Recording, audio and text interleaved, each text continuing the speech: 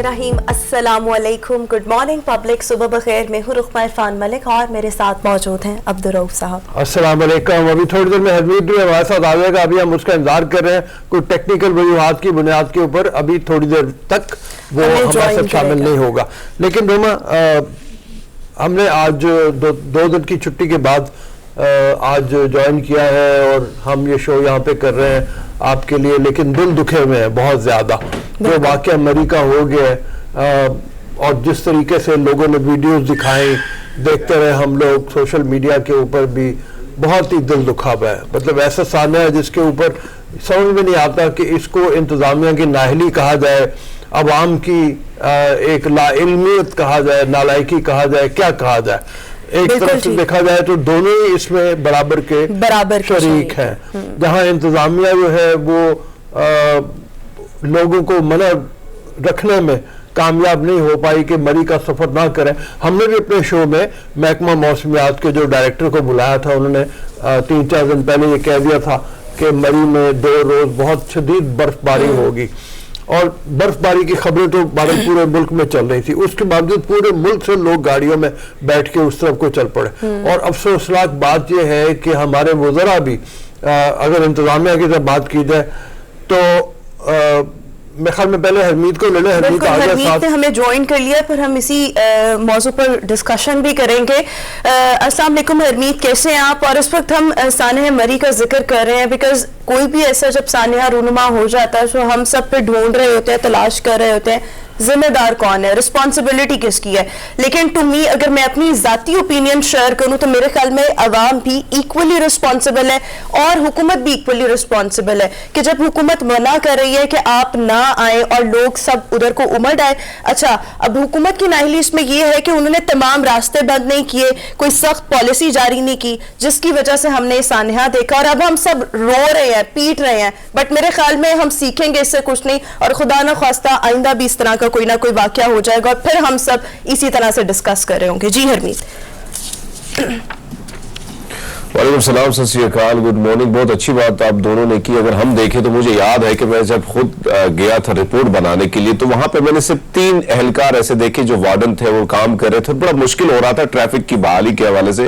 और मैंने अपने बीपर में भी कहा था कि खुदा के लिए अगर आना है तो कोशिश कीजिए कि मत आए, क्योंकि हालात इस किस्म की थे। और दूसरी बात आप जो कह रहे हैं कि इंतजाम, मैं समझता हूँ कि इसमें जो खबरें अब गर्दिश कर रही है कि सदाकत अब्बासी साहब, जब शेख रशीद साहब ने ऑर्डर दिया कि भाई गाड़ियों पर पाबंदी लगा दी जाए तो सदाकत अब्बासी साहब इतने मजबूर थे होटल माफिया से कि होटल माफिया को जब अंदाजा हो गया कि अब शेख रशीद साहब ने ऑर्डर दे दिया और जब ये सयाह ऊपर नहीं आएंगे तो हमारे ये जो चांदी लगी है दोबारा मामला खराब होंगे, तो इसलिए बुजदार साहब को उन्होंने फोन किया। और उसके बाद बुजदार साहब तो वसीम अकरम प्लस है ना, वो बहुत अच्छी तरह जानते हैं, तो सारे सिस्टम का बेड़ा गर्क कर दिया। मैं अगर बात करूं एसी जो है वहां का, ये जो डीसी बैठा हुआ ये रावलपिंडी का, ये बेखबर बैठा था, इसको पता ही नहीं था कि इस्लामाबाद में ये जो मरी में क्या हो रहा है। इतनी गाड़ी जा रही है, ये यहाँ पे तबादलों में लगा था।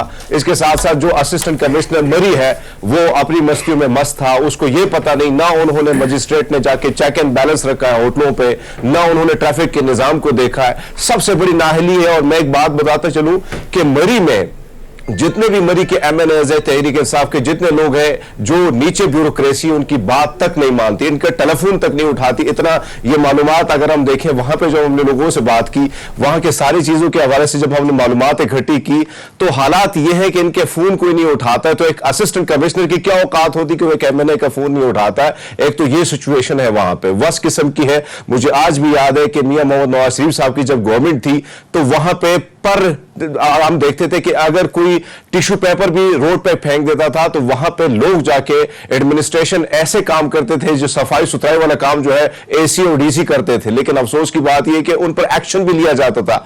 मुझे याद है कि हमजा शहबाज जब जाते थे तो मरी में सन्नाटा छा जाता था और साफ सुथराई का अमल जो है वो सुबह 5 बजे से शुरू हो जाता था। लेकिन अब अगर हम देखें तो मरी को जिस तरह इग्नोर किया गया। और फिर दूसरी बात ये कि क्या फवाद चौधरी साहब कहते हैं कि आप घरों में बैठ के आप स्प्रे करें और स्नो का और मूंगफलियां खाएं, जब ऐसे हालात में कि लोग जो है वो मरे पड़े हैं, लोग फंसे हुए और आप टीवी पे मजाक उड़ा रहे। और आप वही फवाद चौधरी जो 2 दिन पहले कह रहा था कि भैया 1 लाख गाड़ियां जा चुकी हैं, यानी आपको इतना अंदाजा नहीं है कि 1 लाख गाड़ी क्यों जा रही है। 5,000 तो वहां पर गाड़ियां संभाल सकती है और आप कह रहे हैं कि 1 लाख गाड़ियां जा रही है, इसलिए मुल्क बड़ा खुशहाल होता जा रहा है। और वही फिर कहते हैं, लोगों को कहते हैं कि आप क्यों जा रहे हैं। तो मुझे बहुत ही अफसोस कहना पड़ रहा है कि एडमिनिस्ट्रेशन का जो सिस्टम है वो बिल्कुल ना होने के बराबर है। और वज़ीर आला के खिलाफ नोटिस लेना चाहिए। मैं समझता हूँ वज़ीर आज़म ने बहुत उसको टाइम दे दिया, बहुत बेड़ा गर्क कर दिया। अभी थोड़े अरसे पहले इमरान खान साहब कह रहे थे ना कि बुज़दार साहब बड़े शानदार काम करते हैं, वैसे वो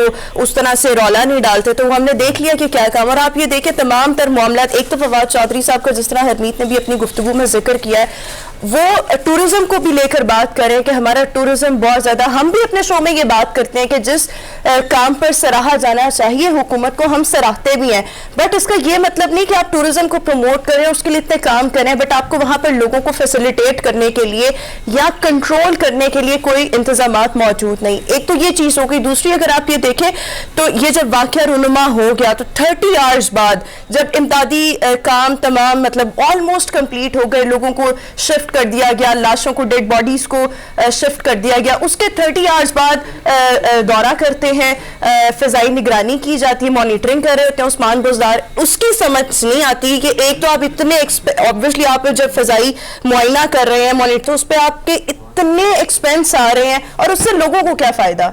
मतलब ये अभी हम देख रहे हैं पाक आर्मी के जवान काम कर रहे हैं इमदादी कार्रवाइयों में, इस मॉनिटरिंग का आवाम को क्या फायदा है, सिर्फ अपने एक नंबर बनाने के लिए। एक थोड़ी सी हमें मतलब क्रिटिसाइज जो रवैया है मरी में होटल्स वगैरह के, इनको भी करना चाहिए।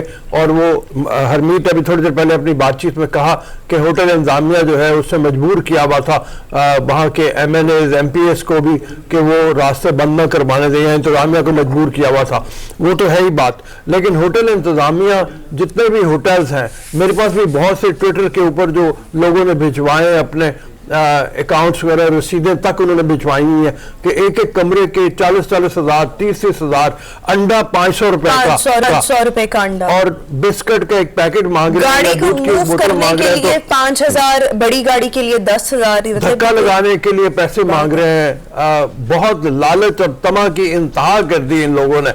और अब उसके बाद वही जो रोमा बात कर रही है या हरमीत जैसे बात कर रहे हैं कि जब 3-4 दिन गुजर गए हैं तो उसके बाद कमेटियां बनाने का क्या फ़ायदा।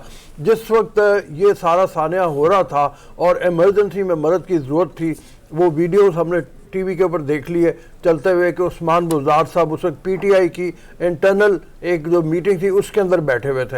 अब वो लाख वो कहें कि जी मैं तो नहीं था, मैं तो फ़ौरन निकल गया था, मैं इस्लामाबाद की तरफ चल पड़ा था, लेकिन हकीकत यह है कि वो उस मीटिंग में बैठे हुए थे और वो मीटिंग के विजुअल्स सामने हमारे मौजूद हैं, हम देख पा रहे हैं।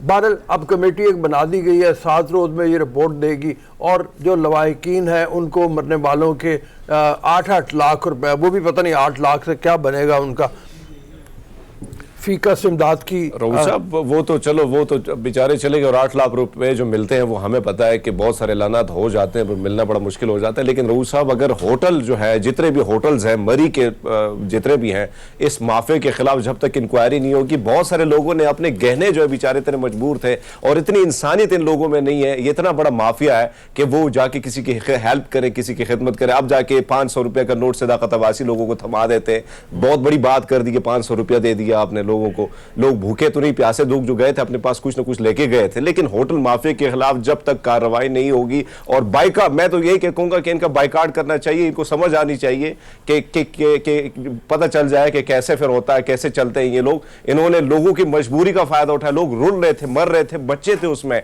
मैंने खुद देखा है कि लोग जिस तरह गए जिसमें छोटे छोटे बच्चे थे, तो बेचारे उन पर भी इनको तरस ना आया कि नहीं आपने 40,000 रुपया 20,000 रुपया, जो 5,000 रुपए का होटल रूम नहीं था उसके ये 50,000 रुपए लोगों से रह रहे थे। आप, मैं तो लोगों से कहूंगा आप सवात की तरफ जाएं, वहां पे होटल्स के इंतजामिया के साथ साथ लोग भी आपकी खातिरदार वो जाके मेहमान नवाजी करते हैं, इतने लोग वो मेहमान नवाज है। लेकिन यहाँ पे हमने देखा कि बेहिसी का आलम था, ना किसी ने किसी की हेल्प की।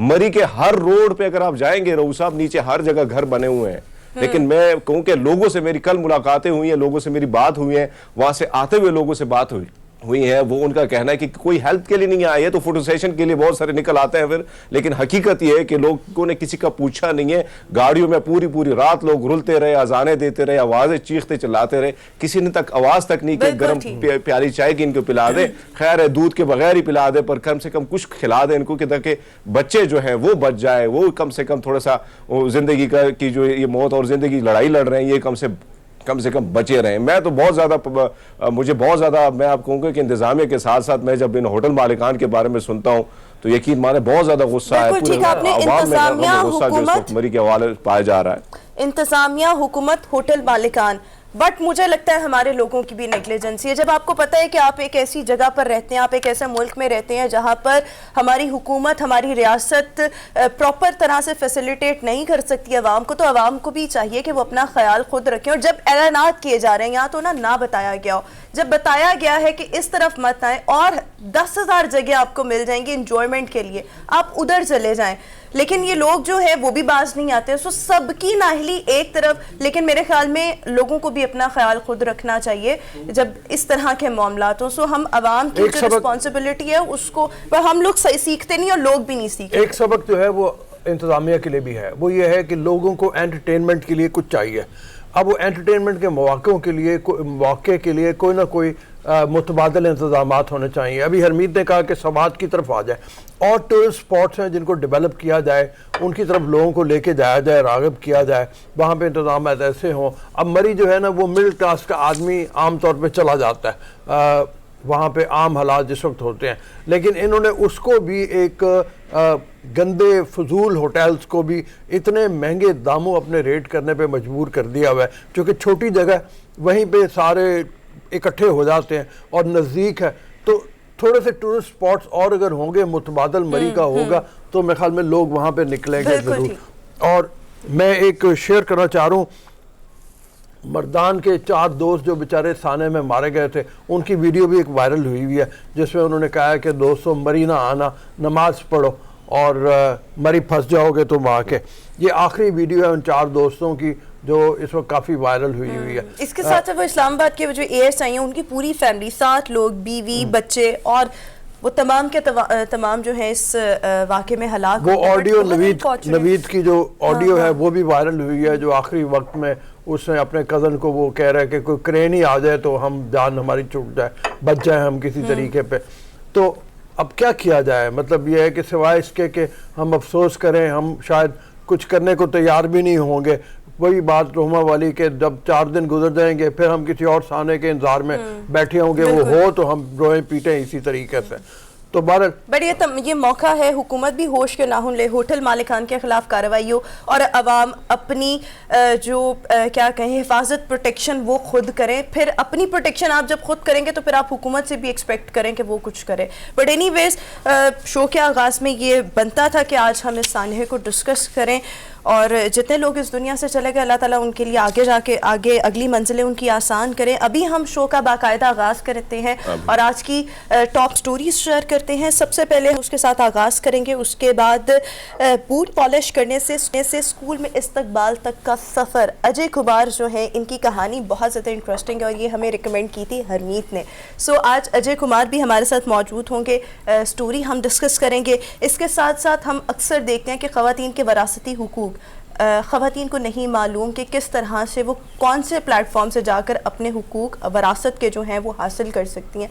तमाम मामलात इनको भी डिस्कस करेंगे। फिर सोशल मीडिया में जाली खबरों की बहुतात बहुत ज़्यादा है, ऐसा ही एक वाक़या गुज़श्ता रोज़ भी पेश आया है, उसको भी हम डिस्कस करेंगे। और ख्वाजा सराओं को मुआशरे का मौसर हिस्सा किस तरह से बनाया जा सकता है, उसमें एक बहुत ज़बरदस्त फैक्टर ये है कि उनके लिए एजुकेशनल इंस्टीट्यूट्स कायम किए जाएँ, इसको भी हम डिस्कस करेंगे। डेली डोज के साथ हम आगाज़ करेंगे और आज हमें ज़रा क्विकली डेली डोज है। सबसे पहले हमारे पास स्टोरी जनाब ये है कि हमने अक्सर देखा है, हरमीत आपने भी देखा होगा, जो क्या कहते हैं ऑरेंज के जो छिलके होते हैं, संतरे के छिलके कह लें, फ्रूटर के जो छिलके कह लें, इनसे मुख्तलिफ किस्म के फेस मास्क तैयार किए जाते हैं। ख़वातीन इनको बहुत ज़्यादा पसंद करती हैं ताकि वो उससे एक शाइनिंग, और स्पेशली ये विंटर्स में बहुत ज़्यादा इनका इस्तेमाल होता है, इवन केक्स में भी इनका इस्तेमाल होता है। बट उर्दन के एक डिज़ाइनर हैं जिन्होंने इसको एक ख़ास प्रोसेस से गुजारा है। पहले उनका काम ये है कि वो इनको बाय करते हैं, फिर उसके बाद छिलके इकट्ठे करते हैं। अच्छा, छिलके इकट्ठे करने के बाद उसको ख़ास प्रोसेस से गुजारते हैं, उसके बाद एक बहुत खूबसूरत अंदाज के, ये अभी आप देख भी रहे हैं, हैंड बैग्स या क्लचेस तैयार करते हैं, और पूरी दुनिया में इनकी बहुत ज़्यादा धूम है। अभी आप ये डिज़ाइनर भी देख सकते हैं, और कुछ ही विजुअल्स में कुछ ही देर बाद आप हैंड बैग्स और क्लचेस भी देखेंगे। बहुत खूबसूरत है, आई लाइक इट। बड़ा खूबसूरत लग रहा है, और प्रोसेस भी मेरे ख्याल में बड़ा ही ये ज़बरदस्त किस्म का होगा जिसके तहत ये उनको कन्वर्ट करते हैं। हरमीत, ऐसा बैग खरीद के देना चाहोगे अपनी बीवी के लिए जब शादी होगी तो? रऊफ साहब, वैसे अगर हम देखें तो बहुत सारी चीज़ें अगर सोचें तो कोई चीज़ भी ज़ाया नहीं जाती अगर इंसान उसका कोई फ़ायदा उठाए। तो मैं समझता हूँ कि इस खातून ने कमाल का काम किया, और बड़े मज़े का ये बैग बना हुआ है। अगर मर्दों हजरात के लिए अगर पाकिस्तान में अवेलेबल है तो ज़रूर भाई लेंगे, क्यों नहीं लेंगे। लेकिन ये है कि काम बड़ा मुश्किल है, लेकिन मर्द हजरात की तरफ लेके हरमीत फौरन नहीं, मैं कह रहा था अपनी बीवी के लिए लेके लो। आने वाले वक्त में जब हरमीत की शादी होगी, करने शुरू कर दो, ऐसे करो ना, माल्टों के छिलके इकट्ठे करने शुरू कर दो, बैग बन ही जाएगा। चले, हाँ, ये जमा करके हम किसी कंपनी को ही देंगे। असल बात की तरफ फिर भी नहीं आया।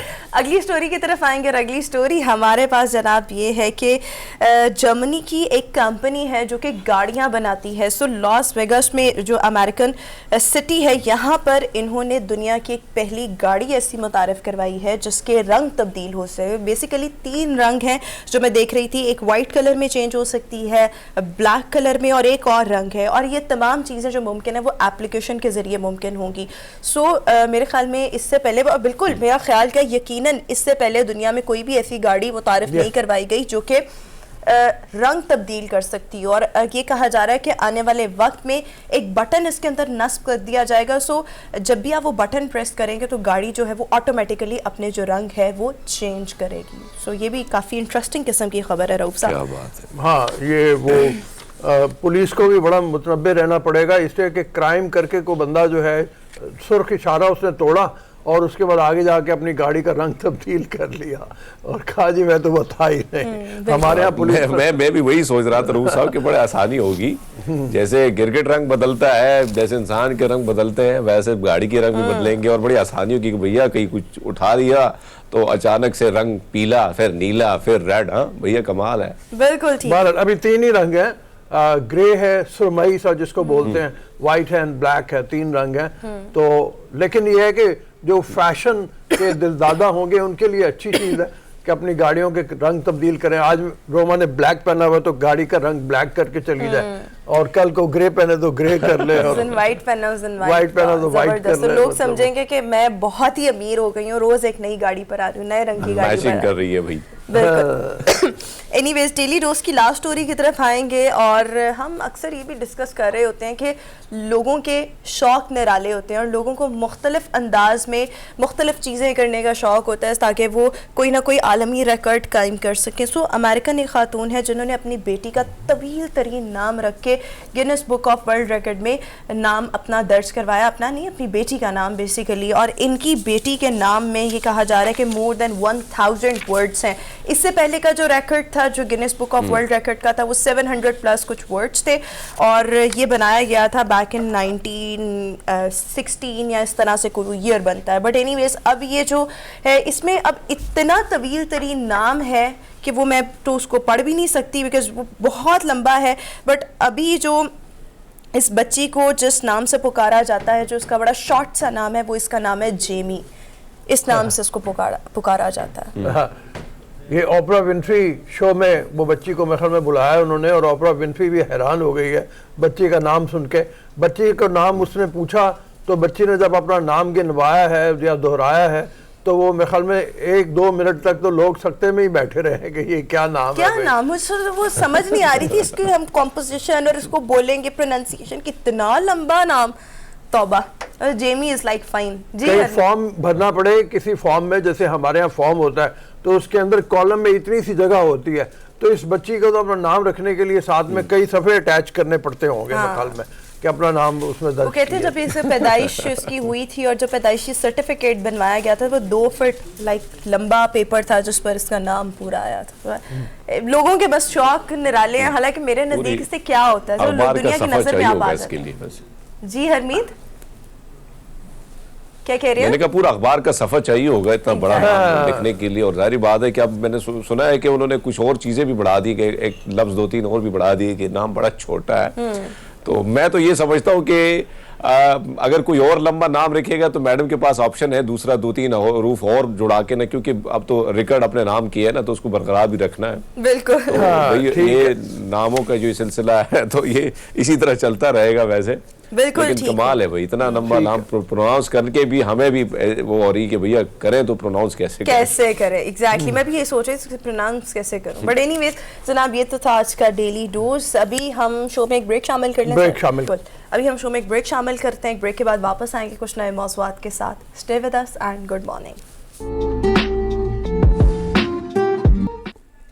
ब्रेक के बाद एक बार फिर से गुड मॉर्निंग पब्लिक में आपको खुशामदीद कहेंगे। दांतों की क्लिनलीनेस को लेकर, दांतों की सेहत को लेकर, दांतों की प्रोटेक्शन को लेकर थोड़ी सी बात करेंगे, जिसके लिए Colgate sparkle is the best toothpaste. Because Colgate sparkle में शामिल है फ्लोराइड लॉन्ग और इसके साथ साथ पर्ल पाउडर, जो कि हर एतबार से इसको एक मुकम्मल टूथपेस्ट बनाते हैं। फ्लोराइड करता क्या है? फ्लोराइड इस कोलगेट स्पार्कल में क्योंकि ऐड है, सो फ्लोराइड से होता क्या है कि आपके दांतों में कैविटीज़ नहीं बनते, आपके दांतों में कीड़ा नहीं लगता और आपके दांत बहुत ज़्यादा स्ट्रॉन्ग रहते हैं, मजबूत रहते हैं।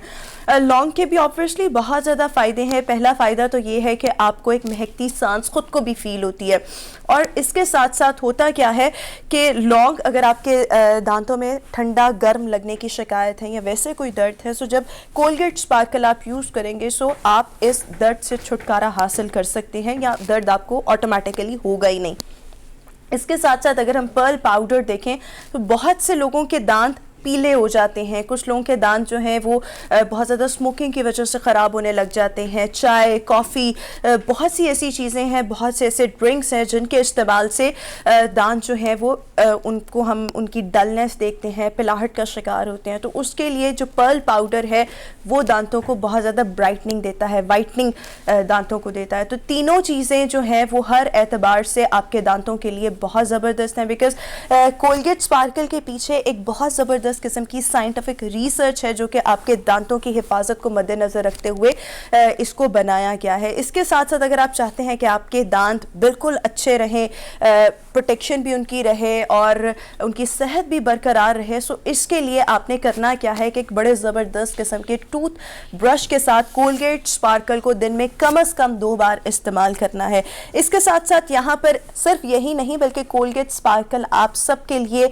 कीमती इनामात जीतने का मौका ला रहा है। सो इसके लिए आपको करना क्या है, एक तो हम लकी ड्रॉ पहले भी कर चुके हैं और उसमें बहुत से हमारे लोग थे जिनको हमने गिफ्ट हैम्पर्स दिए। अब दोबारा से वही प्रोसेस है, अगर आपको याद भी होगा, इवन जो लोग पहले भी पार्टिसिपेट कर चुके हैं वो भी दोबारा पार्टिसिपेट कर सकते हैं। आपने अपने किसी भी फैमिली मेम्बर की पिक्चर हमें सेंड करनी है, जो नंबर आगे चलकर मैं आपके साथ शेयर करूंगी, कोलगेट स्पार्कल के साथ लाइक दिस, इस तरह से आपने हमें अपनी पिक्चर भेजनी है। व्हाट्सएप नंबर है 030693197949 030693197949। इस पर आप अपने किसी भी फैमिली मेंबर या इवन अपनी भी पिक्चर कोलगेट स्पार्कल के साथ हमें सेंड करें, हम वो पिक्चर ऑन एयर ऑब्वियसली दिखाएंगे भी और इसके साथ साथ आप लकी ड्रॉ में पार्टिसिपेट भी कर सकते हैं। इसके अलावा और भी बहुत से इसके फ़वाइद हैं, so I would like to request Rauf साहब के ज़रा आप भी थोड़ा सा रोशनी डालें ना कि क्या फ़ायदे हैं। हाँ, मैं सिर्फ 2 बातें, वैसे तो डॉक्टर उसवा नज़ीम हमारे साथ मौजूद हैं, ये ज़्यादा तफसील से बात करेंगी, लेकिन 2 चीज़ें हैं और वो ये है कि रात को सोने से पहले और सुबह नाश्ते के बाद अपने दांतों को ज़रूर साफ़ करें कोलगेट स्पार्कल से। आप अपना ब्रश करना बहुत ज़रूरी है। बहुत से लोग ये समझते हैं कि रात को अगर हमने कर लिया है तो फिर सुबह करने की ज़रूरत नहीं है। सुबह भी उतना ही इम्पॉर्टेंट है जितना नाश्ते के बाद आपने रात सोने से पहले किया। और एक और चीज़ वो ये कि अगर कोई मीठी चीज़ खाएं तो अपने दांतों को ज़रूर ब्रश करें और ब्रश सॉफ्ट इस्तेमाल करें, हार्ड ब्रश इस्तेमाल ना करें, उससे मसूड़े आपके खराब हो सकते हैं। बिल्कुल ठीक। अब क्विकली जरा हरमीत का रुख कर लें, एक कमेंट हरमीत से भी हम ले लेना और फिर उसके बाद उस्पा की तरफ आएंगे। जी हरमीत।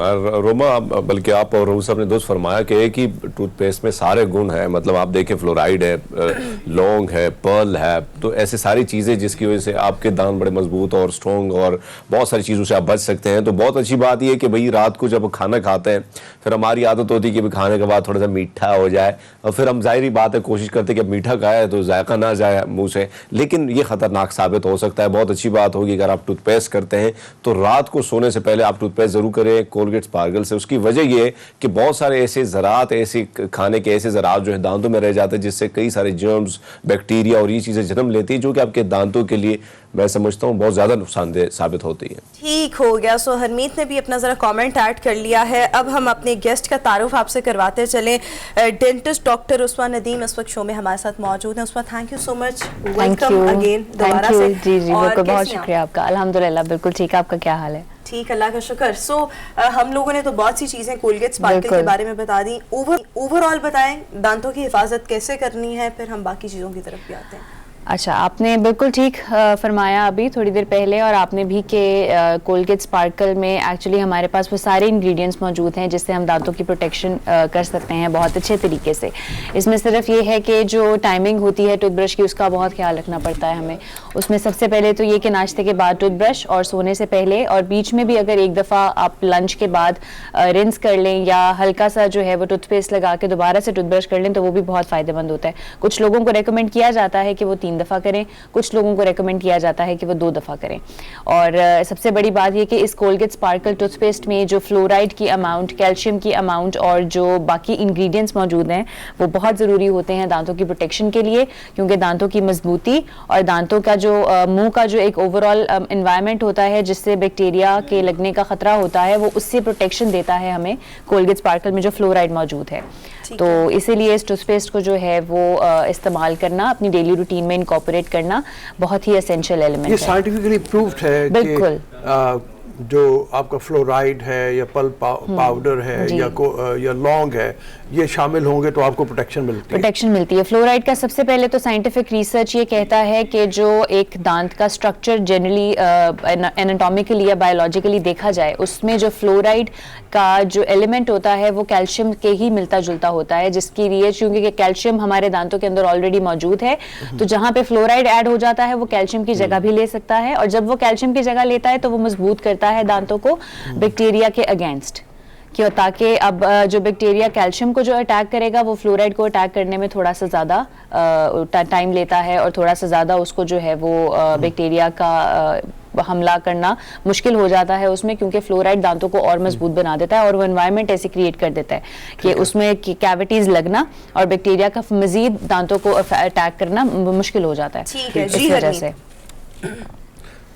अच्छा, जिस तरह सर ने बात की कि फ्लोराइड, तो ऐसे में हम देखें तो बहुत सारे लोगों के जो मसाइल होते हैं वो ब्लैक दाग जो है, काले सयाह दाग बनना शुरू हो जाते हैं या पीलापन जो है, उसके लिए पर्ल पाउडर कितनी मुफीद साहब? जिस तरह हम देखते हैं कोलगेट स्पार्कल में चीज़ें मौजूद हैं, तो पर्ल पाउडर जो है इसके बारे में थोड़ा सा वाज़ेह कीजिएगा कि बहुत सारे लोग वो भी जानना चाह रहे हैं इस हवाले से। जी बिल्कुल, पर्ल पाउडर जो इस टूथपेस्ट में मौजूद है वो सबसे पहले तो ये कि इट्स अ वाइटनिंग प्रोडक्ट जो आपके दांतों को चमक और सफेदी प्रोवाइड करता है।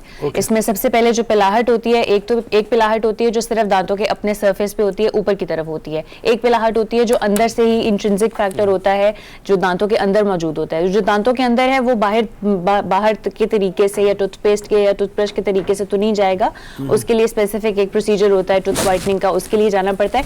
पर जनरली जो एक पिलाहट आपको महसूस होती है कि वो दांत ना साफ करने की वजह से हो रही है, उसमें जो ये पर्ल पाउडर है वो इनकॉर्पोरेट जो किया गया है टूथपेस्ट में, उसकी वो आपके दांतों को जो है वो सही सफेदी या वो वाइटनिंग दे सकता है जो एक आम टूथपेस्ट नहीं दे सकता। ठीक है। अच्छा, जिस तरह से अभी हम जिक्र भी कर रहे थे और आपने भी कहा जो फ्लोराइड है वो दांतों को मजबूत बनाता है और कैविटीज नहीं लगने देता। नॉर्मली हम देखते हैं कैविटीज़ बच्चों की बहुत ज़्यादा लगती हैं और उसकी मोस्टली रीज़न ये होती है कि बच्चों में उतना रुझान नहीं होता कि वो ब्रश प्रॉपर्ली करें या कुल्ली कर लें, और मीठा बहुत ज़्यादा खाते हैं, चॉकलेट्स और कैंडीज़।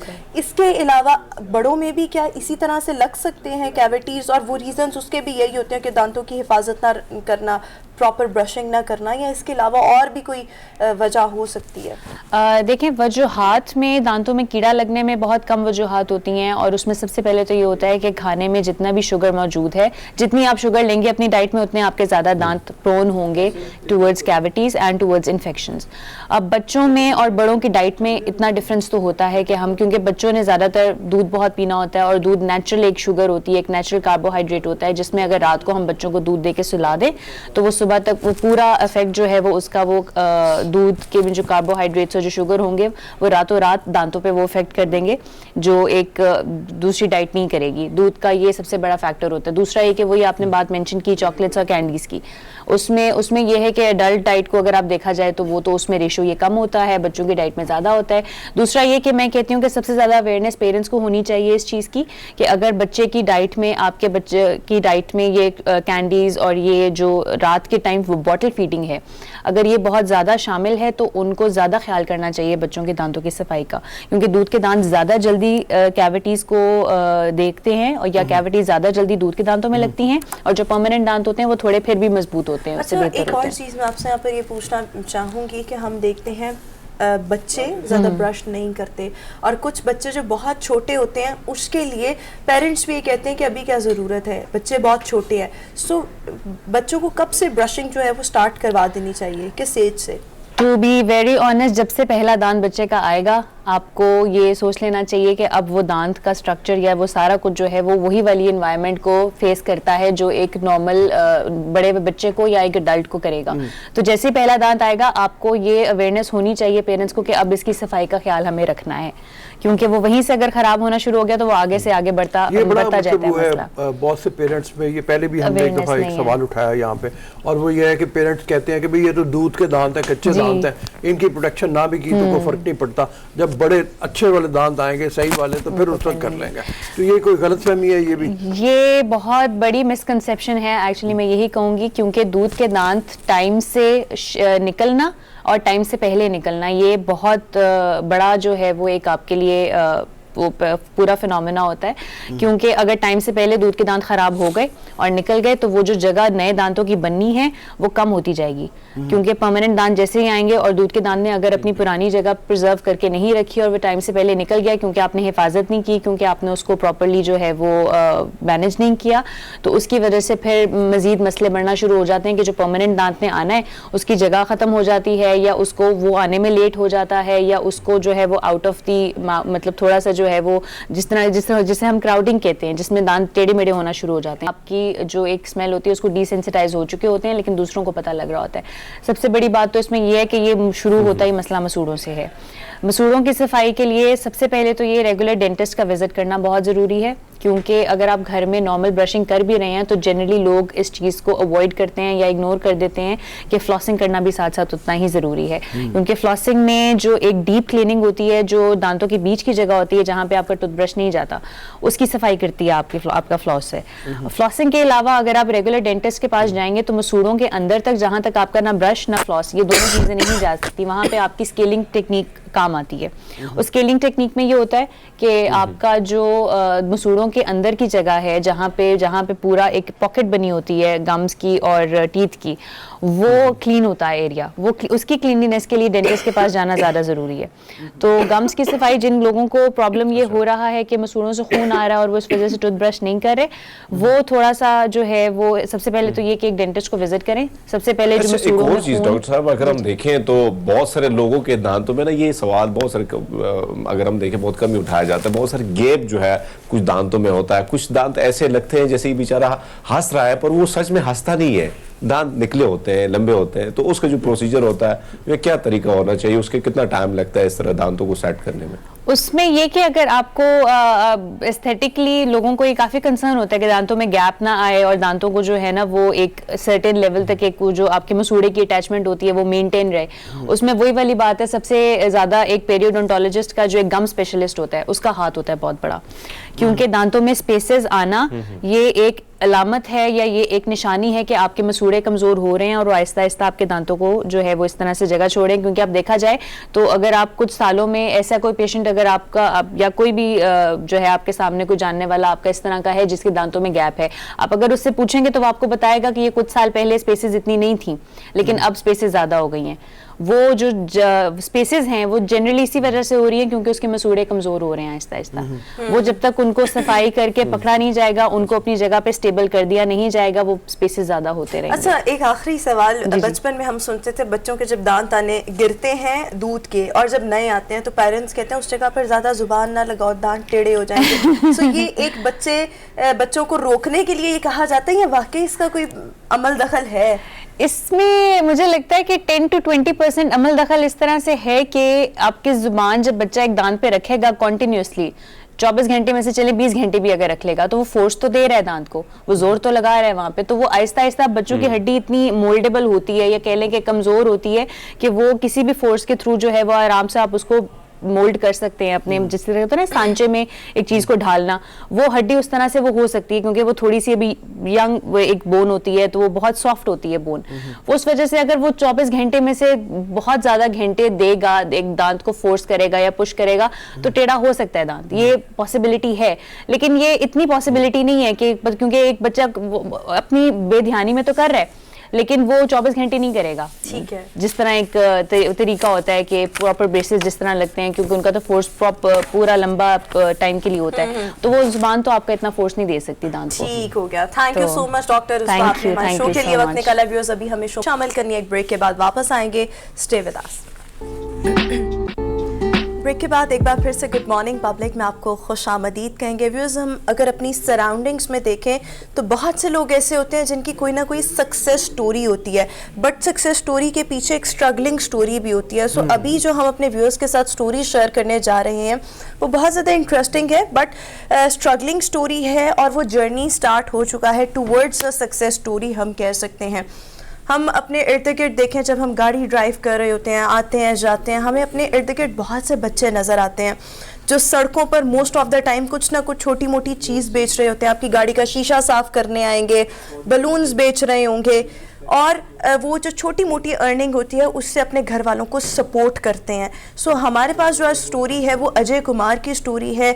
सादिकाबाद का ये बच्चा है जो बहुत अरसे से फुटपाथ पर जो शूज़ हैं वो पॉलिश करता था और कुदरत ने इसकी मदद की, अल्लाह पाक ने इसकी मदद की और एक सहाफ़ी जिनका नाम शबान है, उनकी नज़र जो थी वो अजय पर पड़ी और अजय की आवाज़ बहुत ज़्यादा खूबसूरत है जो कि एक ऑब्वियसली गॉड गिफ्टेड चीज़ है। सो इनकी एक वीडियो बनाई गई जो कि सोशल मीडिया पे वायरल हो गई। वहाँ से सादिकाबाद की इंतज़ामी असिस्टेंट कमिश्नर उनकी नज़रों में अजय आए, फिर अजय के घर जाया गया, उनको मिठाई दी गई, उनका लाइक प्रॉपर तरीके से उसको अप्रिशिएट किया गया और उसके बाद अजय का एडमिशन जो है वो एक स्कूल में करवा दिया गया। अब अजय का जो सफ़र है वो एक क्या कहेंगे शूज़ पॉलिश करने से स्टार्ट हुआ और अब वो स्कूल पहुँच चुका है जहाँ पर उसको बहुत ज़बरदस्त तरीके से उसको वेलकम किया गया और उसका इस्तकबाल किया गया। सो अजय कुमार इस वक्त शो में हमारे साथ मौजूद हैं। Ajay, thank you so much, welcome to our show. और बहुत अच्छा लग रहा है आपकी स्माइल। अभी हम जब ब्रेक के दौरान भी आपसे बात कर रहे थे तो आपका जो मुस्कुराहट थी वो बड़ी ज़बरदस्त थी। सो आपका वो तमाम चीज़ें पूछेंगे, बट ये बताएं कि अभी आपका स्कूल में एडमिशन हो गया है, कैसा फील कर रहे हैं आप? बहुत पहले दिन का बहुत अच्छा मुझे लगा। पहले दिन छुट्टियों के ये दे दिए चप्पल। अच्छा, जबरदस्त। और कौन सी क्लास में आपको रखा गया है? 3 बाबर 3 में है, क्लास 3 में है। तो अजय ये हरमीत पाजी जो हमारे हैं ना, इन्होंने आपकी स्टोरी हम तक पहुंचाई थी, तो पहले तो हरमीत पाजी से बात करो ना, फिर हम भी आपसे बात करते हैं। हरमीत, आपका हाँ जी अजय, बहुत अच्छा लगा आपको टीवी पर देखकर और मैं यूनिफॉर्म में आपको देखकर मुझे बहुत अच्छा लग रहा है। तो ये बताओ कि स्कूल में गए हो तो स्कूल में बच्चों के साथ अब दोस्तियां भी हो गई हैं आपकी? बहुत सर, बहुत सही है। अच्छा अजय, थोड़ा सा ये बताओ, प्यार करते हैं मतलब? हाँ जबरदस्त। अच्छा अजय, ये बताओ कि अभी तो आपका स्कूल में एडमिशन हो गया, 3rd ग्रेड में आप हैं, इससे पहले ये बताओ कि जो शूज पॉलिश आप कर रहे थे वो कितना अरसा आपने किया, और आपके दिल में उस टाइम क्या ख्वाहिश आती थी जब आप लोगों के शूज पॉलिश करते थे? या ऑब्वियसली आपके इर्द गिर्द जो बच्चे होते होंगे वो पढ़ भी रहे होते होंगे, मतलब आते गुजरते होंगे, खेल कूद, वो सारा बताओ उस टाइम आपकी फीलिंग्स क्या होती थी अंदर? जब मैं पॉलिश करता था तो मैं अपने घर का रास्ता उठा के जब शहर जाता था, हमारी बस्ती के भी लड़के जाते थे, मेरा भी दिल करता था कि मैं इनकी तरह पढूं, इनके ऐसे बड़े कॉलेज में जाऊं। दिन मैं रोज यही दुआ करके जाता था कि कभी मैं भी ऐसे स्कूलों में जाऊंगा, ऐसे कॉलेज में जाऊंगा। जब मैं शूज पॉलिश कर रहा था तो मैंने थोड़ी देर के लिए गुनगुनाया, उस शबान साहब थे, मैंने उनको सारी अपने घर की बात बताई। तो शबान साहब, मैंने जो मेरी ख्वाहिशें थी शबान सर ने मेरी पूरी की। मैं आज फिर मेरी एक वीडियो वायरल हुई जिसमें एसी सर मेरे खुद घर पे आए, मुझे मिठाई के डब्बे दिए, फिर मुझे यहाँ के सादकाबाद के बड़े स्कूल में मैंने दाखिला करवाया और इधर मेरा फंक्शन भी करवाया जिधर मैंने गाना गाया था। जबरदस्त। वो गाना जो गाया था जरा हमारे लिए भी गा दो ना, जो गाना वहाँ पे गाया था जरा हमें भी सुना दो। हाँ, हमारे लिए भी गा दो आज। हाँ जेस्चर्स देखें जी सर। हरमीत सिंह वो गाना आपको भी मैंने सुनाया। हाँ, हमें भी सुनाओ ना अजय। हम तीनों को, हमने तीनों ने सुनना है भाई।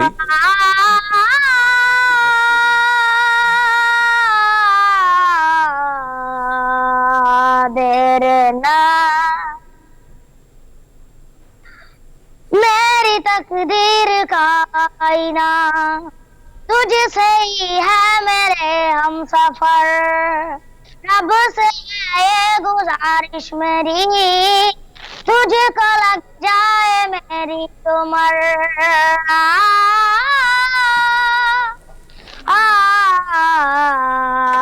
देर ना जब तक सोते चलेगी तुझको चाहूंगा, जब तक सोते चलेगी तुझको चाहूंगा, मर भी गया तो भी तुझे करूंगा मैं प्यार, मर भी गया तो भी तुझे करूंगा मैं प्यार।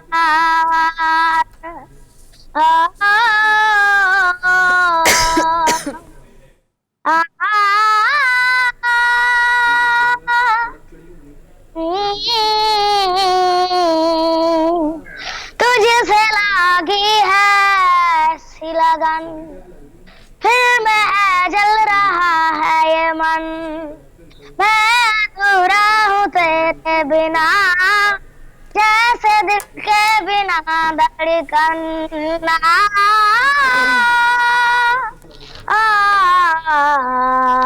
देर ना जब तक सांसें चलेगी तुझको चाहूंगा, जब तक सांसें चलेंगी तुझको चाहूंगा, मर भी गया तो भी तुझे करूंगा मैं प्यार, मर भी गया तो भी तुझे करूंगा मैं प्यार। जबरदस्त, बहुत अच्छे, जबरदस्त, कमाल जी, बहुत आला, कमाल है अच्छा आज। तमाम उतार चढ़ाव, अजय- सुर ताल सब एक जगह। अजय का जो स्टाइल है भाई वो भी कमाल है। हाँ, अजय हरमीत पाजी पूछ रहे हैं कुछ। जी जी हाँ अजय, बड़े क्यूट हो, आपकी आवाज बड़ी सुरीली है। और ये बताओ कि अम्मी अबू कितने खुश हैं, आप स्कूल जा रहे हैं, यूनिफॉर्म पहनी है, तो भाई क्या कहते हैं अम्मी अबू आपके?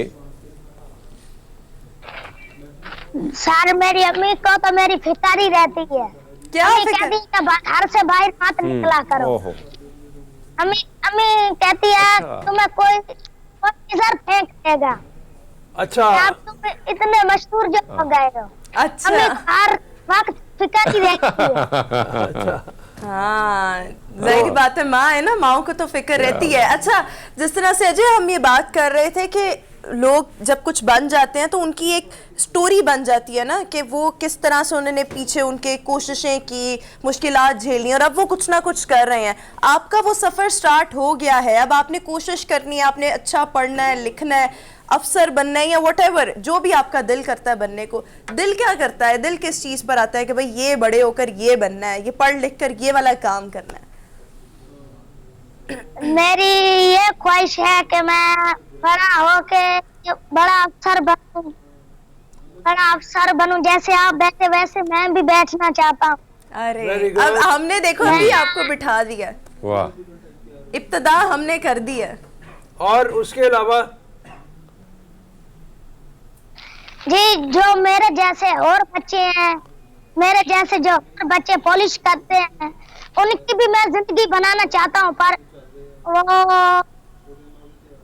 गुर्बत की वजह से वो नहीं कर पा रहे हैं। तो मेरी हुकूमत से ये रिक्वेस्ट है कि वो गुर्बत को मिटाए, मेरे जैसे जो बच्चे हैं वो भी पढ़ेंगे। अच्छा, जबरदस्त। कितना अच्छा पैगाम आपने दिया है। अच्छा अजय, ये भी बताओ कि देखो जब आप शूज पॉलिश करते थे तो उससे जो छोटी मोटी अर्निंग होती थी, कमाई होती थी, वो उससे आप घर वालों को सपोर्ट करते थे, उनका सहारा बनते थे। अब जब आपने पढ़ना शुरू कर दिया तो घर वाले ये नहीं कहते कि हमें तो वो पैसे नहीं मिल रहे या हमारा सर्कल थोड़ा सा डिस्टर्ब हुआ है, तो वो घर वालों को कायल करना भी तो एक बात होती है, वो किसने कायल किया? ये घर वाले खुश हैं कि आप पढ़ रहे हो? घर वाले तो खुश हैं कि मैं इतने सालों से काम कर रहा हूँ। मेरी अम्मी मुझे रोज कहती थी तुम मत जाया करो। मेरी अम्मी को भी ये नहीं पता था कि मैं गाने वगैरह गाता हूँ शहर में जाकर। मेरा एक छोटा भाई है, वो शूज पॉलिश करता है, तो वो घर का खर्चा चला लेता है। अच्छा, अभी आपका एक और भाई है जो शूज पॉलिश करता है? हाँ, लेकिन हमारी दुआ है कि वो भी अब आपकी तरह पढ़े। आप अपने शाबानी साहब या जो भी हैं और शाबान साहब, उनसे बात करके करो ना कि आपके भाई को भी स्कूल में ले आए। जी, तो मेरी एक रिक्वेस्ट है कि जो पंजाबी सॉन्ग है वो आपको मैं सुनाना चाहता हूँ। हाँ हाँ, सुनाओ। जरूर अजय।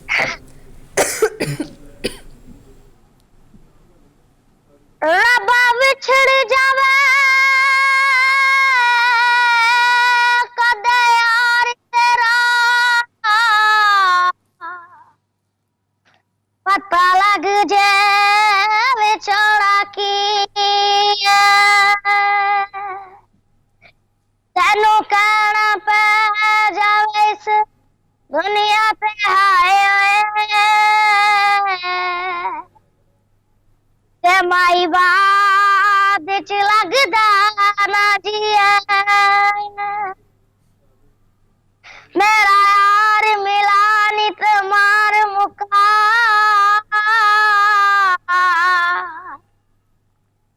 ऐसे दुनिया तो लैना की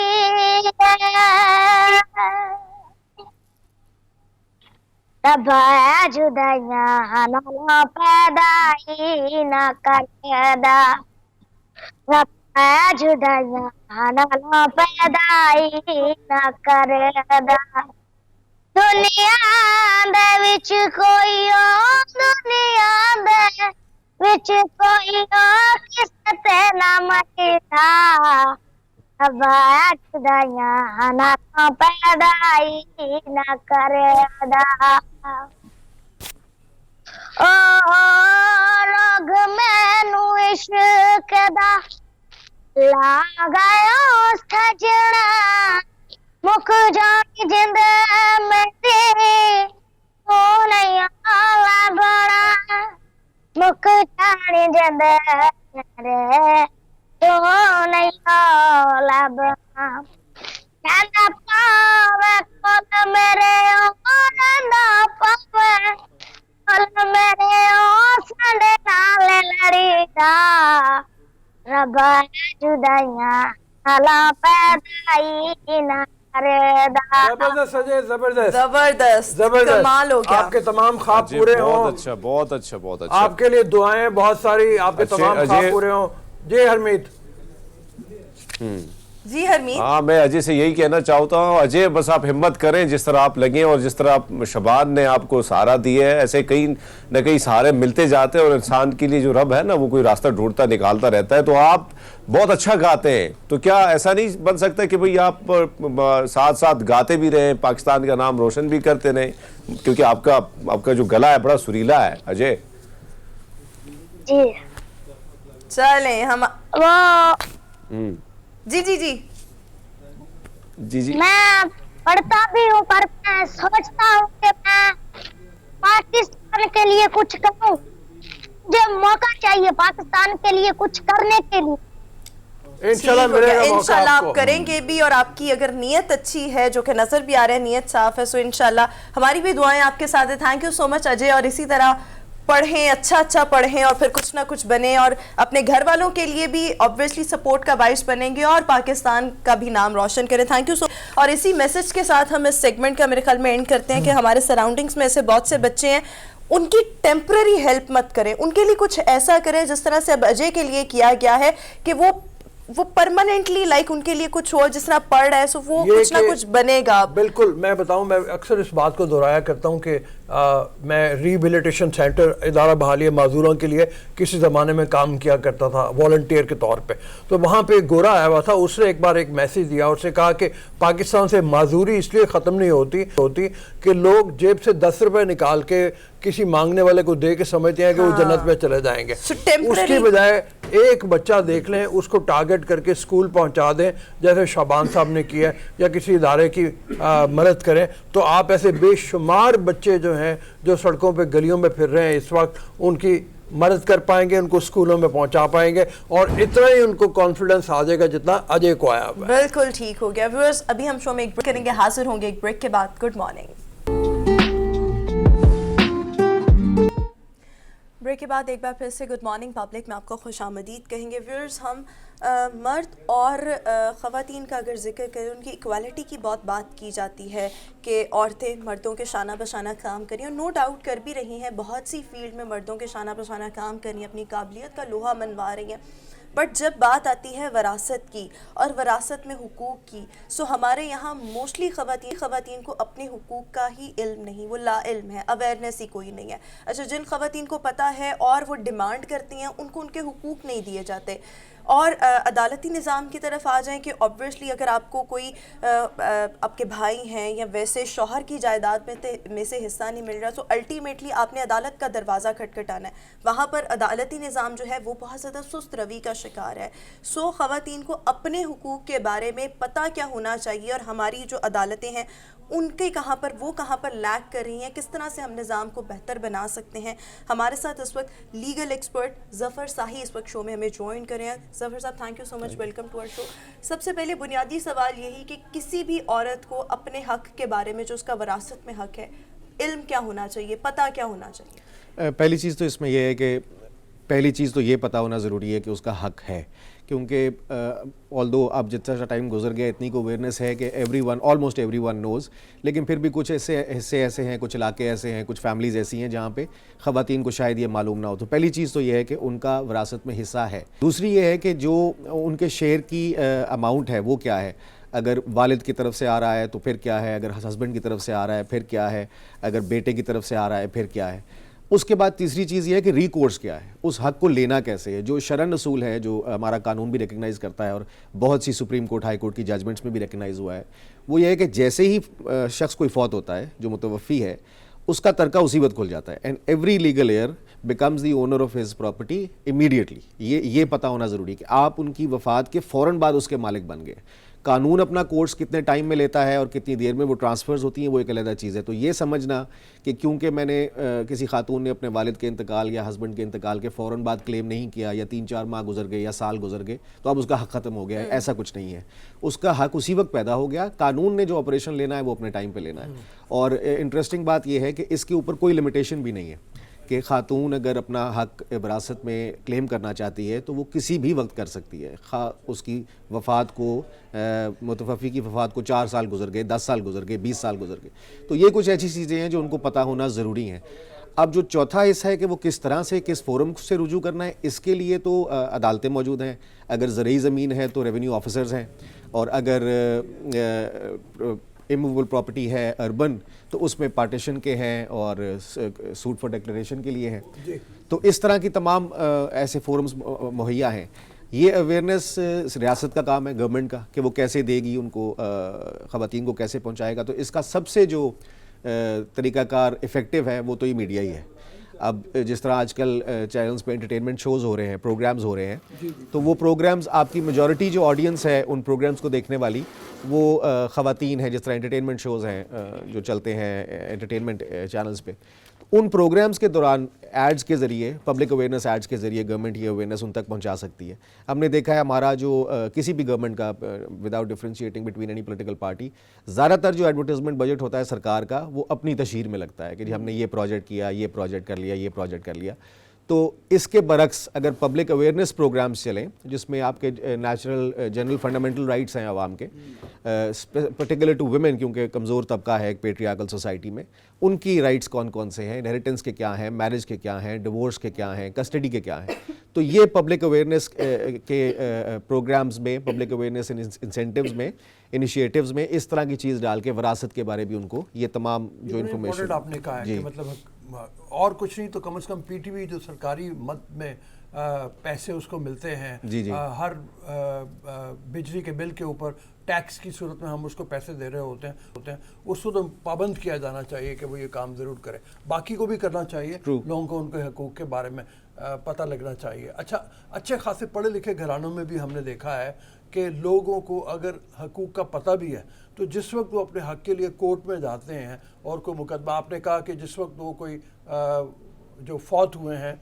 उनके वरसा उसी वक्त मालिक बन गए, इसका भी उनको पता है। लेकिन जिस वक्त अदालतों से हक़ लेने के मामले आते हैं तो वो पता चलता है कि 10-10 साल मुकदमे चल रहे हैं, जो एक काबिज़ बैठ के है और वो काबिज़ अमूमन मर्द की सूरत में होता है, ख़वातीन की सूरत में कम ही होता है। तो वहाँ पे वो फिर इतने परेशान हो जाते हैं लोग जिसकी को हद नहीं। इसका तदारुक क्या हो?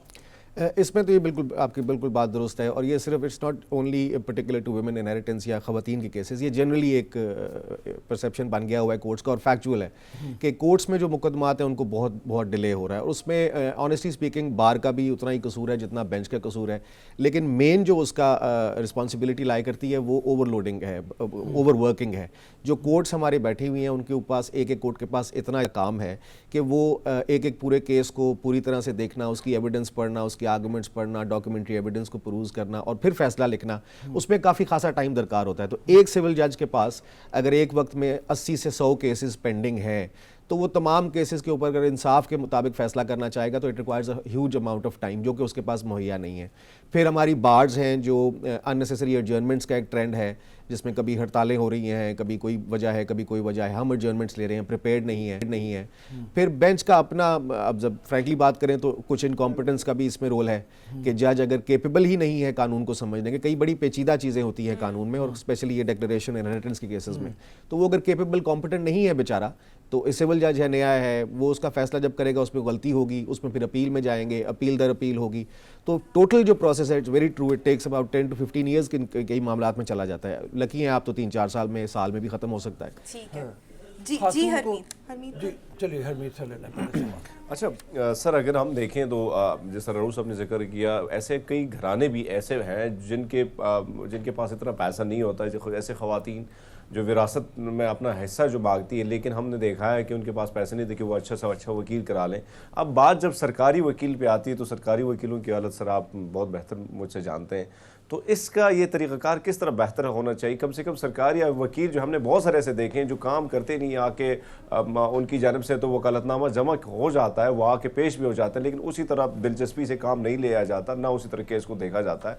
तो इस चीज़ को बेहतर बनाने के लिए क्या तरीक़ाकार होना चाहिए सर? देखिए, इसमें हरमीत साहब अनफॉर्चुनेट रियलिटी है, आपने बिल्कुल ठीक कहा। सरकारी वकीलों का तो खैर जो ट्रेंड है, कॉन्सेप्ट है, वो क्रिमिनल केसेस में ज़्यादातर होता है, जहाँ पे डिफेंडेंट या अक्यूज्ड ऐसा है जो खुद से अफोर्ड नहीं कर सकता, तो उसको एक गवर्नमेंट गवर्नमेंट प्लीडर दे देती है, वकील दे देती है। सिविल केसेस में इस तरह का कॉन्सेप्ट उस तरह से नहीं है। इसमें वही कुछ फर्म्स हैं या वकला हैं जो अपनी प्रैक्टिस का एक हिस्सा रखते हैं प्रो बोनो केसेस को, और वो ऐसे ख़वातीन को या ऐसे अफराद को जो अफोर्ड नहीं कर सकते लिटिगेशन या काउंसिल, उनको सपोर्ट करते हैं और उनकी हेल्प करते हैं। तो इसमें बिल्कुल एक बहुत बड़ा रूम मौजूद है जिसमें गवर्नमेंट को स्टेप इन करना चाहिए। और क्योंकि हम we all admit that women are the weaker segment of society, तो किसी भी वीकर सेगमेंट को, खा वो माइनॉरिटी हो, जेंडर बेस्ड वीकनेस हो या डिसेबिलिटी वीकनेस हो या कैसी भी हो, उसको रियासत फिर वो कॉम्पनसेट करती है उस लकूने को, उस वैक्यूम को रिमूव करने के लिए। तो गवर्नमेंट का बिल्कुल स्पेसिफिक डिपार्टमेंट होना चाहिए। और पिछले 21-22 सालों से गवर्नमेंट इनिशिएटिव्स ले रही है। पहले ये फेडरल सब्जेक्ट होता था, 12 तक फेडरल गवर्नमेंट लेती रही, 12 के बाद प्रोविंशलाइज हो गया, तो अब अपने अपने ताई सूबा जो है, हर सूबा जो है वो इस पे काम कर रहा है। तो ये एक रूम मौजूद है जहाँ पे गवर्नमेंट को चाहिए कि वो वुमेन सपोर्ट के लिए एक लिटिगेशन डिपार्टमेंट बनाए, जो ऐसी खवातीन हैं जो अफोर्ड नहीं कर सकती या मेल डोमिनेंस या प्रेशर की वजह से कोर्ट्स में आ नहीं पा रही, उनको असिस्ट करे। अच्छा जफर साहब, जी सर आप सवाल। नहीं आप अच्छा, एक सवाल जो कि मुझसे किसी ने कहा था स्पेशली करने को, वो ये उनका सवाल ये था कि अगर वालिद का इंतकाल हो जाए और उनकी बेटी हो, बेटी का भी इंतकाल हो जाए, सो वो जो नाना की जायदाद है उसमें बच्चे हकदार हैं, बच्चे या बच्चियां ये जो भी हैं?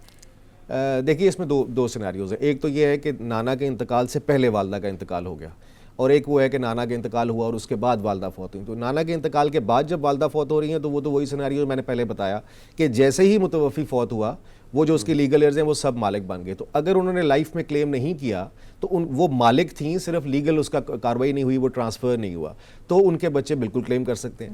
वालदा भी नहीं है और नाना पहले फौत हो गए, फिर वालदा भी फौत हो गई, तो उनका शेयर जो था वो उन पर डिवॉल्व कर गया हुआ था। लीगल रिकग्निशन उसको नहीं मिली किसी प्रोसेस की वजह से, तो that does not bar claim कर सकते हैं। अच्छा, दूसरा सिनेरियो ये है कि वालदा पहले फौत होगी, नाना बाद में फौत हुए। ये अब जो हमारा 1961 का मुस्लिम फैमिली लॉज ऑर्डिनेंस है, उसका सेक्शन 4 इसको कवर करता है, जो एक कंट्रोवर्शियल सा सेक्शन है। उस पर डिबेट है कि ये इस्लामिक इंजंक्शन के खिलाफ है, बट फिलहाल पोजीशन ये है कि वो ये कहता है कि अगर नाना की ज़िंदगी में वालदा या दादा की ज़िंदगी में वालिद फौत हो गए हैं और उसके बाद नाना या दादा फौत होते हैं, तो तब भी जो उनके बच्चे हैं वो अपने वालदा और वालिद की हद तक का शेयर क्लेम कर सकते हैं। इस पे 2000 में फेडरल शरीयत कोर्ट ने इसको कलअदम करार दे दिया था और प्रेसिडेंट से कहा था कि इसके ऊपर कार्रवाई करें, इसको चेंज करें।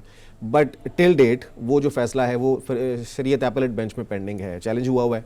तो अभी ये सेक्शन 4 कायम है, तो इसकी मौजूदगी में क्लेम किया जी बिल्कुल किया जा सकता है। अच्छा, मैं एक बात आम लोगों को मतलब उनकी आगाही के लिए कर रहा था कि उसको हम कंफर्म कर दें कि अगर कोई वालिद का इंतकाल हुआ है तो एक हिस्सा 2 हिस्से बेटे के और एक हिस्सा बेटी का, जी यही है ना जी, 50% ऑफ द सन्स शेयर तकरीबन जी, और जो बीवी है उसका हिस्सा 8वां होता जी, है 1/8। ये शरई यही मतलब इस तरह हमारे ही यहाँ पे है। जो हमारा मेजॉरिटी सेक्ट है सुन्नी हनफी जो चल रहा है उस पे यही है। बाकी अपने अपने सेक्ट्स का, शियाज का अपना है और बाकी रिलीजन्स का बिल्कुल डिफरेंट है और है। तो ये जो इनहेरिटेंस है ये पर्सनल लॉ के तहत डिटरमिन होती है, तो आपका जो रिलीजियस पर्सनल लॉ है उस पर डिटरमिन होगा। ठीक है, हमारे पास वक्त बहुत मुख्तसर है। हरमीत कोई सवाल करना चाह रहे थे, हरमीत क्विकली। जी। अच्छा सर, मैं ये पूछना चाह रहा हूँ कि जिस तरह हम देखें 17 लाख से ज़ायद केसेस लई अदालतों में पड़े हैं, इसी में सुप्रीम कोर्ट के बहुत सारे केसेस पेंडिंग में, तो क्या वजूहात हैं कि क्योंकि इस वक्त ज़रूरत जजेस की है, तैनाती की है, तो रुकावट कौन सी बात है, क्या बात है कि जिसकी वजह से अभी तक जजेस के तैनाती के हवाले से कोई इक़दाम नहीं हो रहे और केस जो है वो सालों साल लग जाते हैं, बल्कि ज़िंदगी ख़त्म हो जाती है उसमें? हमीद साहब, जजेस की तैनाती से ज़्यादा जजेस नंबर ऑफ सीट्स एलोकेटेड का भी प्रॉब्लम है। सुप्रीम कोर्ट का तो अब एक पर्टिकुलर नंबर है, उसी तरह हाई कोर्ट्स के अपने अपने पर्टिकुलर नंबर्स हैं। नीचे जो मातहत अदालतें हैं उनमें भी एक नंबर ऑफ सीट्स एलोकेटेड होती हैं कि इतने जजेस भरने हैं, इतने जजेस रखने हैं, भर्ती करने हैं, उन्होंने फैसले करने हैं। इसमें जो अशद ज़रूरत है वो इस चीज़ की है कि आपकी जो इनकमिंग लिटिगेशन है, आप पेंडिंग लिटिगेशन को चले छोड़ दें, उसको हंगामी बुनियादों पर अगर आप डिस्पोज ऑफ करना भी शुरू कर दें, तो आप एक असेसमेंट करें कि इनकमिंग लिटिगेशन क्या है, पर जज आपको कितने केसेस आ रहे हैं, उसके हिसाब से आपको जजेस की तादाद बढ़ानी चाहिए। और मेरे हिसाब से मोर देन 20 to 25 केसेस पर जज नहीं होने चाहिए। लेकिन यहाँ पे आप जिस तरह खुद कह रहे हैं, अभी जजेस की तादाद गिन लीजिए और उसको डिवाइड कर लें 17 लाख पे, तो समझ आ जाती है कि एक एक जज के पास 800, 900 केसेस भी होंगे, छोटे ज़िलों में इससे भी शायद ज़्यादा होंगे। तो वो रुकावट इसमें अब क्या है, आप खुद देख लीजिए कि पाकिस्तान की जो एपेक्स कोर्ट है, सबसे बड़ी कोर्ट, उसकी भी जजेस की अपॉइंटमेंट कॉन्ट्रोवर्शियल कर दी जा सकती है। तो नीचे जितना इसको नीचे आते रहेंगे it is more easier, far more easier to make it controversial. तो इसमें से पोलिटिसाइजेशन निकाल के इसको स्ट्रिक्टली सिटीजन बेनिफिट इंसेंटिव के तहत और उनको प्रायोरिटाइज करके इनका नंबर और इनकी भर्तियों का प्रोसेस डिटरमिन होना चाहिए। ठीक हमारा टाइम है नहीं, हमारे पास वक्त खत्म हो गया। बहुत शुक्रिया जफर साइद साहब हमारे साथ शो में मौजूद थे। व्यूअर्स अभी ब्रेक शामिल करेंगे, हाजिर होंगे एक ब्रेक के बाद। Good morning.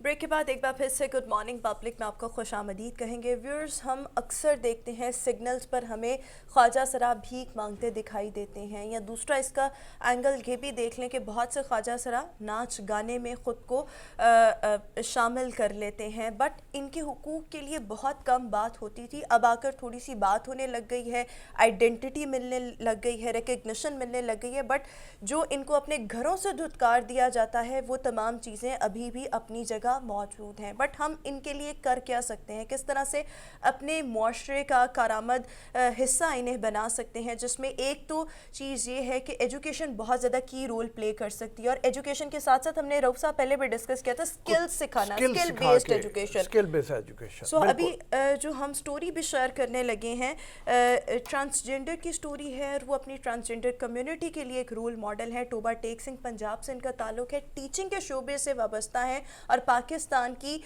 तीसरी ख्वाजा सरा ऐसी हैं जिन्होंने एमफिल कर रखा है। सो इस वक्त फैज़ी ट्रांसजेंडर शो में हमें ज्वाइन कर रही हैं। Thank you so much Faizi and welcome to our show. ये बताएं, एक तो हम डिस्कस कर रहे हैं राइट्स की, अब बात होने लगी है, पहले इनके राइट्स की भी कोई बात नहीं होती थी, घरों से अभी भी धुतकारे जाते हैं ख्वाजा सरा। ये बताइएगा, एक तो एजुकेशन हो गई, दूसरा स्किल सिखाना हो गया, क्या किया जाए आपकी कम्युनिटी के लिए ताकि ये हमें भीख मांगते दिखाई ना दें, हमें नाचते गाते दिखाई ना दें? अच्छा जी, सबसे पहले तो बहुत शुक्रिया बुलाने के लिए। आपको बताते चलूँ कि पाकिस्तान में ख्वाजा सराओं के लिए सर्वाइव करना काफ़ी मुश्किल है, बल्कि ये हमारे पूरे बरे का ही मसला है जो 200 साल से ये चला आ रहा है। बहरहाल तो ये है कि सबसे पहले अगर किसी कम्युनिटी को ऊपर कराना चाहते हैं तो उसके सबसे पहले तो आपको एजुकेशन जो है ना उसके लिए अच्छे इक़दाम होंगे। तो बेसिक ह्यूमन राइट्स हैं, जो बेसिक ह्यूमन राइट्स हैं उन तक रसाई जो है वो एक कम्युनिटी जो है वो अच्छे तरीके से होनी चाहिए। मिसाल के तौर पर एक ट्रांस पर्सन है तो अपनी जो बेसिक बुनियादी इंसानी हक है हासिल करने के लिए जाना पड़ रहा है या उसे शरीयत केस लड़ना पड़ता है, तो वो लम्हा फिक्रिया आदि इंसानी हकूक जिनमें हेल्थ, जिनमें एजुकेशन या जिनमें और सारे मामला में बराबर हकूक जो हैं मेल को फीमेल को हैं उसको मिलने चाहिए। ये एजुकेशन जो है वो सबसे चीज़ है कि एजुकेशन में इनके लिए उसके लिए एक कदम उठाया गया है और मुल्क वो एक स्कूल क्या है मुराद राज साहब ने खोला है। ये एक अच्छा कदम है और इंशाअल्लाह आप ये कहते हैं कि इस पर ये स्कूल खोले जाएंगे, ये एक अच्छा कदम है जाने से, इसमें बेहतरी इंशाअल्लाह आती जाएगी। आपने बड़ा एक अच्छा काम किया, आपने तालीम हासिल की, अपने आप को रोल मॉडल के तौर पे बनाया। आपके ख्याल में ऐप जैसी कहानियाँ इसको ज़्यादा एडवर्टाइज करने के लिए, ज़्यादा तशहीर करने के लिए और क्या किया जाए कि आप जैसे लोगों की तरह? और दूसरी बात ज़रा ये बताइए कि आपको कोई मुश्किल पड़ी इस मंजिल को पाने में, मुश्किलात क्या पड़ी जो दूसरे लोगों को कम पड़े ताकि आप उनको बता सकें? अच्छा, इसमें दो बातें आपने की। एक ये है कि इसकी तशरीह के लिए ऐसी स्टोरियाँ जो ये वैसे की बात आपने खुद ही, इसमें मीडिया का बड़ा अहम किरदार रहा। मीडिया ने कोशिश की है इस मामले में हमारे साथ। अब यानी कि ऐसी स्टोरियाँ जो जैसे आयशा मुगल या अली राज़मी हैं, मैं या रीन शरीफ हैं, बहुत सारे हमारे पास हैं एक्टिविस्ट हैं बड़ा अच्छे ये हैं पाकिस्तान में। तो ये एक अच्छी बात है, अगर मीडिया उनको सामने लेकर आता है तो हमारी कम्युनिटी को ये समझ आएगी कि हमारे ये अगर हम करते हैं या हम एजुकेशन हासिल करते हैं, कोई स्किल सीखते हैं तो उसके लिए हमारे पास आगे अपॉर्चुनिटी है। पहले तो हमें ऐसा लगता था कि हमारे पास अपॉर्चुनिटी मौजूद ही नहीं है, तो इसलिए तालीम करें। तशहीर होना ये बड़ी अच्छी बात है। उसमें मीडिया का जो है वो किरदार जो है वो बड़ा अहम है। एक बात तो ये है। दूसरा सवाल जो है वो आपका ये है कि मुश्किलात सामना करना आपको यहाँ तक पहुंचने के लिए, इसके लिए मेरी बात में कि ये एक इधर निज़ाम आप हम ये चल रहा है। अब पर एक तरह के स्पेशल बच्चे पैदा होना, फिर यहाँ पर सर्वाइव करना और फिर एमफिल तक पहुंचना, और हिजड़ा कल्चर के साथ हिजड़ा कल्चर में रहते हुए मसाइल इतने ज़्यादा होते हैं कि मेरी कम्युनिटी जो है उसने मेरा भरपूर साथ दिया, या मेरे और जो सोशल मेरा साथ जो मेरे रिश्तेदार थे जो उन्होंने बड़ा अहम किरदार अदा किया मुझे पहुंचने एमफिल तक हासिल करने के लिए। बहुत सी मुश्किलात थी, हरासमेंट ठीक है था कहीं कुछ। जी हरमीत। अच्छा फिजी ये बताइए, क्योंकि टाइम बड़ा शॉर्ट है, तो अगर आपसे पूछना चाह रहा हूँ कि बहुत सारे ख्वाजा सर आपने नामुनासिब हालात में भी यहाँ तक आप पहुँचे, और बहुत सारे ऐसे हमारे दोस्त हैं जो इस हालात में भी वो पहुँचे हैं, उनको क्या पैगाम देंगे जो अब भी उनको ये लगता है कि कुछ भी नहीं है, हम कुछ भी नहीं कर सकते, उन ख्वाजा सर आप हमारे बहन भाइयों को आप क्या पैगाम देंगे? अच्छा, ट्रांस पर्सन्स या जो हिजड़ा कल्चर से मुंसलिक ख्वाजा साहब जो भी ख्वाजा साहब हैं, उनको मेरा पैगाम ये कि अगर आप हिम्मत करेंगे इंशाल्लाह भी हम ये समझते हैं कि अगर मौसले ने हमारे ये दरवाजे बंद कर वो हमारे अपने आप को इस कदर छुपा के रखा है, या अपनी जो हमारा है वो इस कदर छुपा हुआ है कि हम दूसरी सोसाइटी जो एक और हमारी कम्युनिटी के दरमियान एक काफी बड़ा डिस्टेंस है जो पैदा हो गया है, तो मैं चाहती हूँ कि डिस्टेंस को कम करने की भी कोशिश और आम माशरे जो है उस डिस्टेंस को कम करने की कोशिश करें। मेरे ख्याल में हम आम की तरह ही जिंदगी गुजारेंगे, बाकी जैसे मर्द गुजार है या गुजार रही है, इससे हमारे घर वालों को हमें अक्सर नहीं होगा, और जिस दिन हमारी फैमिली ने हमें एक्सेप्ट किया हमें भी एक्सेप्ट।